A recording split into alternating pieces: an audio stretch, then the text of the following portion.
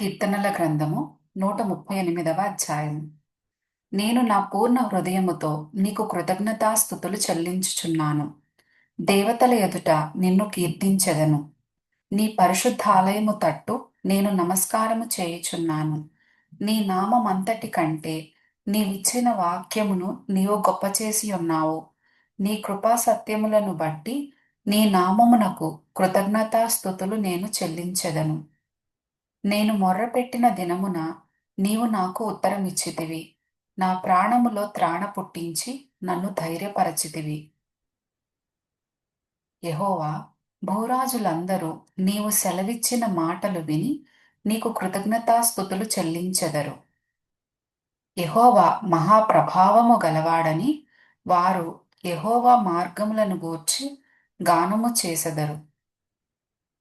యెహోవా మహోన్నతుడైనను ఆయన దీనులను లక్ష్యపెట్టును. ఆయన దూరము నుండి గర్విష్ఠులను బాగుగా ఎరుగును. నేను ఆపదలలో చిక్కుబడి ఉన్నను, నీవు నన్ను బ్రతికించెదవు. నా శత్రువుల కోపము నుండి నన్ను రక్షించుటకై నీవు నీ చేయి చాపెదవు. నీ కుడి చేయి నన్ను రక్షించును. యెహోవా నా పక్షమున కార్యము సఫలము చేయును. యెహోవా, నీ కృప నిరంతరముండును. నీ చేతి కార్యములను విడిచిపెట్టకుము.